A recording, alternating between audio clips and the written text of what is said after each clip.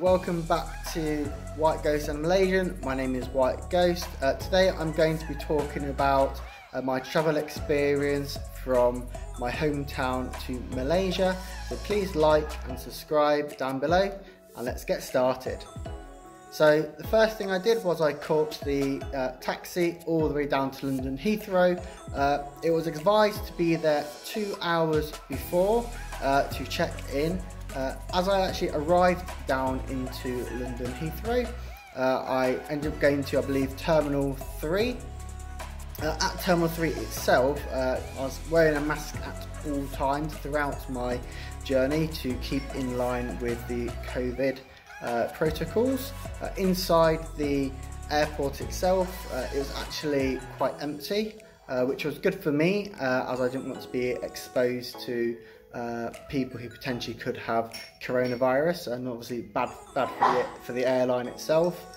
But yeah, I was quite easy. I checked in, and then what I did was actually recorded my experience at the airport. So all I'm going to do now is play a little bit of what the airport was like in London Heathrow. At London Heathrow, the only shop currently open is Costa at the moment.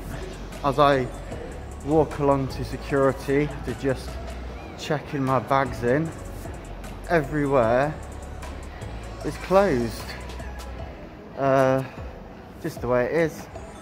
Fortunately, if this means like you need to exchange money and stuff, I'd recommend doing it before you go.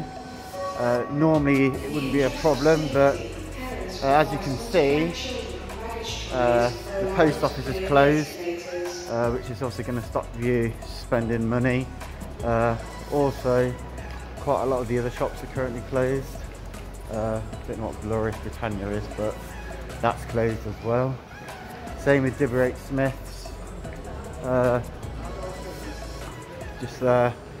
I'm gonna head off down into the departure gate now. But yeah, all the shops are currently closed. As you can see, there is not many people here. Very few, which is only a good sign for me. Anyway, that's it for the time being. When I get through customs, I'll let you know if there is any shops open on the inside. See you in a bit. From London Heathrow, just got through customs. Very smooth, no problems. Lo and behold, good news is there is plenty of shops open on the inside when you go in. Probably going to look for some food. I'm going to be in quarantine for a while when I get there, so that's going to be quite important to do. So you've got lots of duty-free shops available. Yeah, that's it. It's mostly just perfumes, to be honest. There doesn't look like to be currently any food places yet to get any food, but hopefully further down there'll be a few more shops and restaurants open to maybe have a quick snack. But yeah, looks like that currently. Yeah, there's food places, which is good. So yeah, once you get through security, all the shops are open, which is good. Like I said, still not many people. London Heathrow, it can only be a good thing. And I'll see you when I arrive and hopefully get through the immigration department and into quarantine. After getting all my snacks for quarantine, I boarded the plane and departed from London Heathrow to Malaysia. I had one stop off, and that was over in Dubai, which lasted me for roughly about an hour.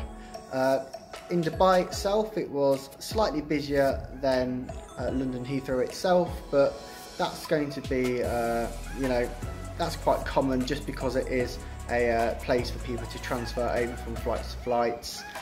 So from Dubai itself, I then flew over to Malaysia, and I arrived and had to go through the whole immigration process itself. So the first thing that I needed to do was to actually fill in the app on arrival. The app was called My Sujatra. After completing the app, there was a lady there that was helping you to fill out the final bits that you needed to complete on the app as you got off the plane, which was very, very helpful before you got on the transit to the main airport. The Kuala Lumpur airport itself wasn't busy at all. All the shops were closed, nowhere was really open, but the time that we were there was probably around about the 7 o'clock mark, and at that time Malaysia itself was in lockdown.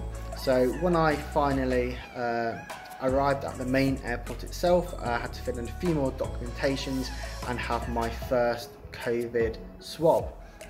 The swab itself, the person that did it was actually quite rough, especially up the nose. Not too bad actually putting it down the throat itself, but yeah, kind of hurt a bit than the usual tests that I'd had before. From there, I had to wait around for roughly about 1 hour as I completed the final paperwork for my quarantine stay, or where I'll be staying in quarantine, and also having to actually get past the immigration itself. Inside the immigration bit, I had to hand in my passport and my relevant documentation, and then I needed to wait for around about, I'd say about half an hour, until I went through and sat down and talked to one of the immigration officers. I needed to provide my travel pass approval email that I received, my passport, my wedding certificate, birth certificate, and they also required my long-term spouse visa appointment date. The gentleman that was interviewing me at the time for entry was saying that if I hadn't have actually had that last piece of documentation, that he might not have allowed me to actually go into the country, but alas, I was allowed to progress through, where I got taken to my suitcases, which were sprayed, and boarded onto the coach itself. I now have obviously a video of the coach that I was on, which would also let me know what hotel I was staying in.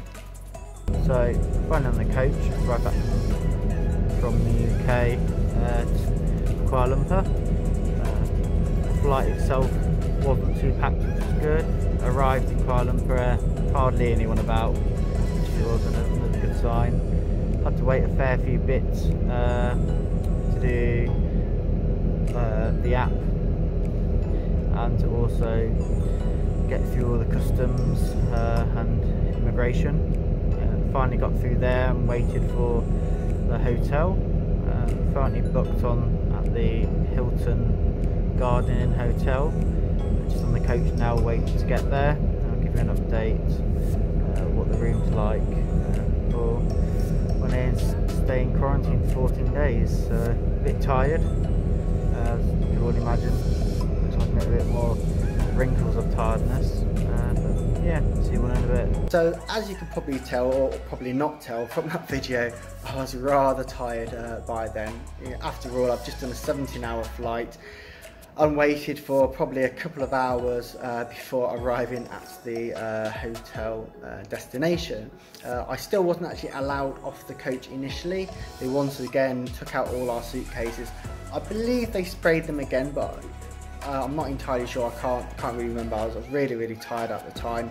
But I remember only 4 people being called out at once to then go through the screening process and fill in a few more personal details before they will actually take you up to your room where you will be quarantined.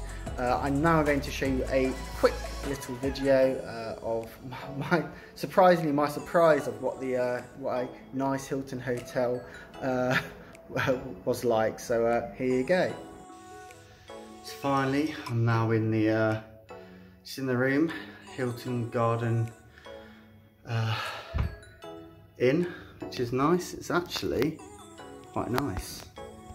So a nice toilet area here with a shower, which isn't too bad. And then you've got a nice big double bed, just what I want. I need nice TV, tables, got a few refreshments as well, tea, coffee, lots of water, which is good. Little fridge down there, and let's see what the view's like. But the view doesn't look too bad, to be fair. So all in all, happy. Gonna go have a shower and then get my head down. All the best.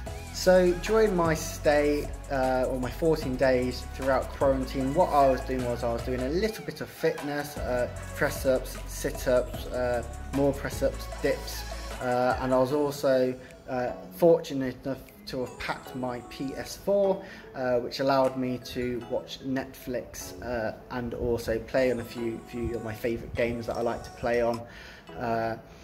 During my quarantine, unfortunately, the internet went towards the end, which meant that the signal wasn't good enough for me to play on my PS4. But there were a few movie channels which were on the standard TV that was there.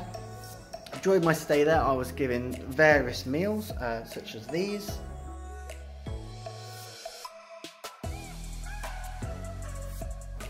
And after roughly, I think it's about 10 days, I was given my second COVID test that was done, where the person was a lot more gentler than the airport person was, which was a slight relief.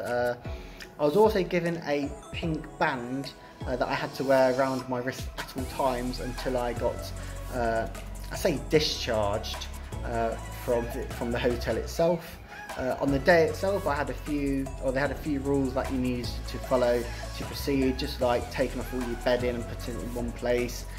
Same with your towels, and making sure that any rubbish that you had, you put in a yellow bag and put outside your door. I then had to quickly book a Grab ride to my wife's apartment.